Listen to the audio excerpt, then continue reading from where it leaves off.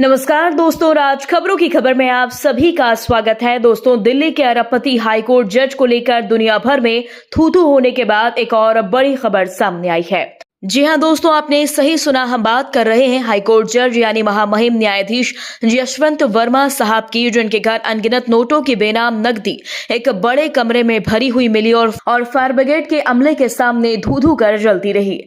दोस्तों, 17 से 19 करोड़ जलने की बातें कही जा रही हैं, जबकि गुपचुप खबर यह है कि यशवंत जज साहब के बंगले में एक कमरा नोटों से भरा हुआ था, जो आग की चपेट में आने से धू-धू कर जल रहा था। फायर ब्रिगेड के अमले ने अपनी आंखों से देखा, पर हाईकोर्ट जज के घर होने के कारण चुप्पी साध रखी है। दोस्तों, फायर ब्रिगेड नगर निगम ने तो चुप्पी साध ही ली, पर सुप्रीम कोर्ट ने भी अंधे कानून और कानून की आंखों पर पट्टी बंधे होने, कान बहरे होने का परिचय दिया और कहा कि जिस तरह से दिल्ली हाईकोर्ट के न्यायाधीश के घर नोटों के भंडार में आग लगने की खबर फैलाई जा रही है, वह झूठ है। और मोदी सरकार ने जैसे ही सुप्रीम कोर्ट को आईना दिखाया, सुप्रीम कोर्ट सन्न ही रह गया और जले नोटों के वीडियोस, फोटो शनिवार की देर शाम सुप्रीम कोर्ट हाईकोर्ट की वेबसाइट पर सेंड किए गए। दोस्तों, आपने सही सुना, भ्रष्टाचार से लखनऊ दिल्ली हाईकोर्ट के जज के रूप में अनैतिक फैसले जमानत देकर शायद जस्टिस यशवंत वर्मा ने जो कुबेर का बेनाम खजाना नगद इकट्ठा किया, उसमें से 70% जलकर राख हो गया है और शेष को शायद बरामद कर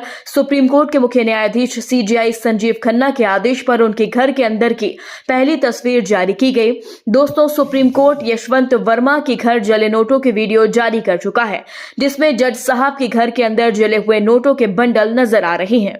कहा गया कि इस वीडियो को दिल्ली पुलिस ने शूट किया था। साथ ही इस पूरे मामले में सुप्रीम कोर्ट को सौंपी गई रिपोर्ट में भी प्रकाशित किया गया है, जिसके केंद्र और सुप्रीम कोर्ट हाईकोर्ट के अन्य सभी रिपोर्ट दस्तावेज शामिल हैं, जिसमें जस्टिस वर्मा ने अपने बंगले में जले नोट मिलने की बात नकार दी है।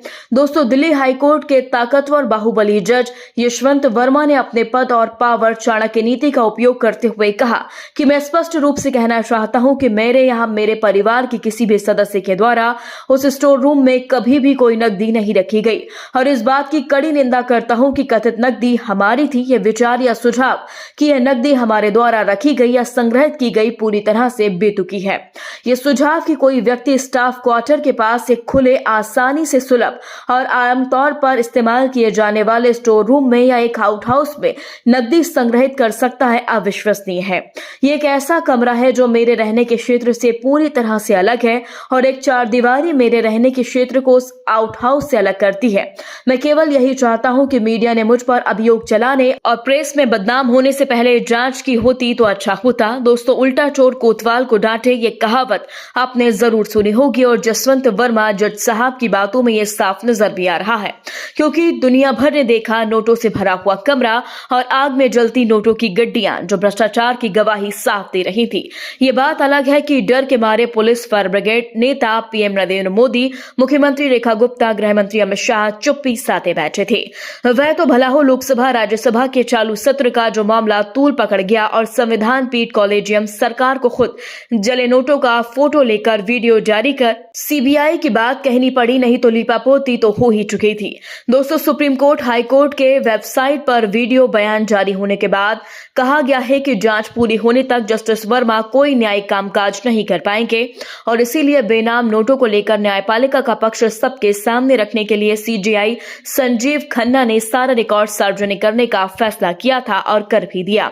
दोस्तों, भारत ने और हाईकोर्ट जज यशवंत वर्मा ने दिल्ली हाईकोर्ट का नाम इतिहास में रोशन किया। सुप्रीम कोर्ट के इतिहास में पहली बार एक भ्रष्ट जज का रिकॉर्ड सबके सामने पब्लिक हुआ। दोस्तों, यही नहीं, CJI संजीव खन्ना ने आरोपों की जांच के लिए 3 सदस्यीय समिति भी गठित की। इसमें पंजाब एवं हरियाणा उच्च न्यायालय के मुख्य न्यायाधीश जस्टिस शील नागू, हिमाचल प्रदेश उच्च न्यायालय के मुख्य न्यायाधीश न्यायमूर्ति GS संधिवाला और कर्नाटक उच्च न्यायालय के न्यायाधीश अनु शिवरामन शामिल हैं। पर जसवंत वर्मा हाईकोर्ट जज ने जले नोटों से जिस तरह से पल्ला झाड़ा और मीडिया को बगैर सबूत खबर वायरल करने के बाद कही और मोदी शाह मुख्यमंत्री रेखा गुप्ता चुपचाप बैठे हुए हैं, इससे कुछ बड़ा होने की ओर इशारा मिल रहा है।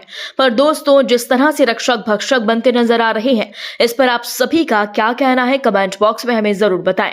इस मामले से जुड़ी दिल्ली हाईकोर्ट के चीफ जस्टिस की रिपोर्ट सार्वजनिक हो चुकी है। मामले से जुड़े दस्तावेज भी वेबसाइट पर डाले गए, साथ ही जस्टिस वर्मा का जवाब भी पब्लिक किया गया। हालांकि जस्टिस यशवंत वर्मा ने नोटों की जानकारी से इनकार किया है। दोस्तों, इस पूरी खबर पर आप अपनी राय देना बिल्कुल ना भूलें। यदि आप आपने अभी तक हमारे चैनल को सब्सक्राइब नहीं किया तो प्लीज बेल आइकन दबाकर अभी हमारे चैनल को सब्सक्राइब करें।